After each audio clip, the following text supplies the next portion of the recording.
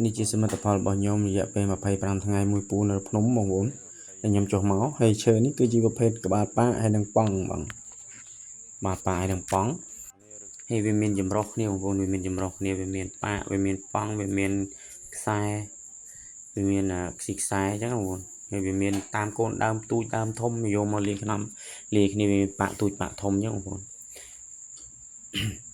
ហើយឈើនេះវាមានលាយគ្នាបងប្អូនហើយប្រភេទដែលខ្ញុំផុសម្សិលមិញអានឹងប្រភេទមកដើមបងប្អូនមកដើមវាស៊ីតែមកដើមមកវាទេហើយអានេះគឺខ្ញុំវាមានលាយគ្នា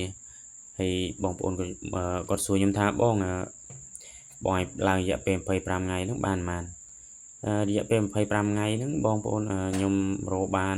1គីឡូជាងហ្មង1គីឡូ4ខាំតិចតួចហើយលាយគ្នាមិនមែនថាតែមួយមុខហ្នឹងបងប្អូនវាមានទាំងឈើឆ្អឹងមន់ដែលខ្ញុំបង្ហាញបងប្អូនសមមិញហ្នឹងហើយនឹងប៉ាល់អីនេះឯងវាលាយគ្នាអញ្ចឹងបងប្អូនហើយមានបងប្អូនមួយចំនួនគាត់តែងសួរខ្ញុំថាបងបើបងឯងមិនប្រាក់តម្លៃថាណាប៉ុណ្ណាបងឯងមិនបង្ហាញទៅថាអាលេខ1តម្លៃប៉ុន្មានអាលេខ2តម្លៃប៉ុន្មាន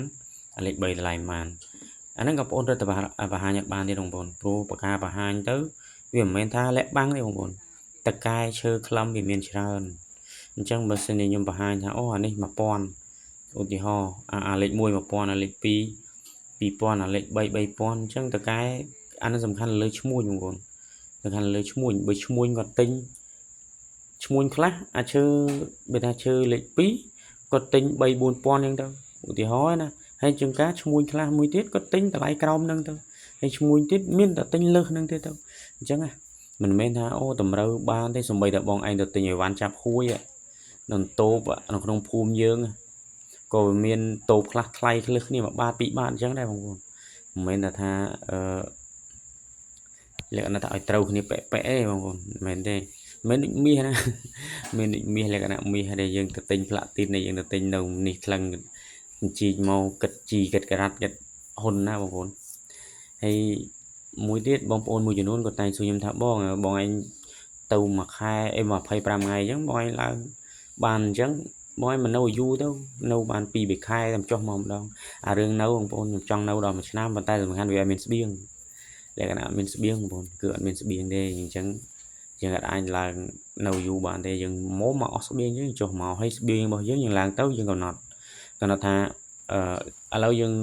ឡើងទៅប្រហែល25ថ្ងៃយើងយកស្ពុកអង្គប៉ុន្មានគីឡូអញ្ចឹងណាហើយអញ្ចឹងអង្គគ្រឿងស៊ីសាច់ម្ហូបស្បៀងហ្នឹងយើងដាក់ទៅអីខ្លះប្រហែលគីឡូហ្នឹងបងប្អូនហើយនេះសិបក្បាលប៉ាបងប្អូនក្បាលប៉ាដែលខ្ញុំកាប់យកមកវាស្អាតដែរបងប្អូនវាមិនមែនថានេះអានេះខ្ញុំវាយអួបងប្អូនវាយអួវាមានល្អមានអន់វាយអួចូលគ្នាយើងមិនអាចរើសខាត់ទេ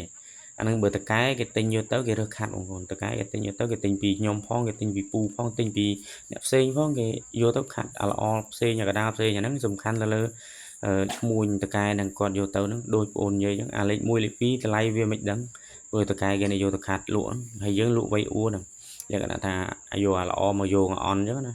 អញ្ចឹងយើងទៅតាមតម្លៃហ្នឹងទៅបើថាអាល្អ3000អាអន់1000អញ្ចឹង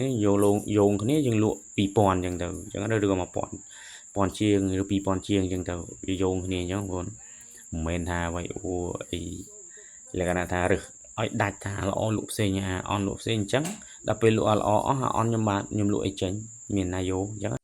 ហើយក៏អរគុណដល់ពុកម៉ែបងប្អូនដែលបានតាមដានហើយវីដេអូក៏វាមិនមានអីច្រើនទេបងប្អូនគ្រាន់តែចង់បង្ហាញអំពីប្រភេទឈើហើយនឹង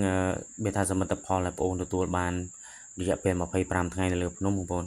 ហើយបងប្អូនមួយចំនួនក៏តែងសួរខ្ញុំថាបងពេលដែលបងឯងទៅអញ្ចឹងខ្ញុំចង់ទៅដែរបានអត់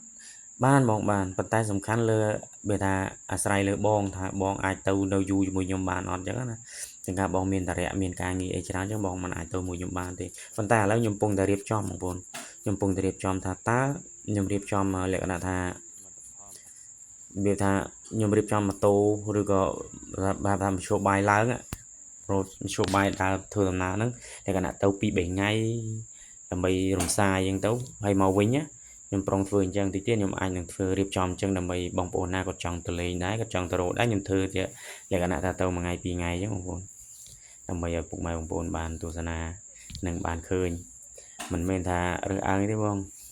ai tàu ban mình men này thì hay video có miếng chả tập năng này bông bồn ở con chảรับcả tam đát complete chui follow page bồn mình mui phongรับbong là đã toàn man theo ta toàn man follow bông bồn hay chớ có miếng tập năng ấy bông bồn hay cả lụa đồ để nhom bàn mán còn nhom toàn hiện ở bàn bị chơi như bông bồn ở bàn prap thế ở con chả bye bye chỉ đẹp lia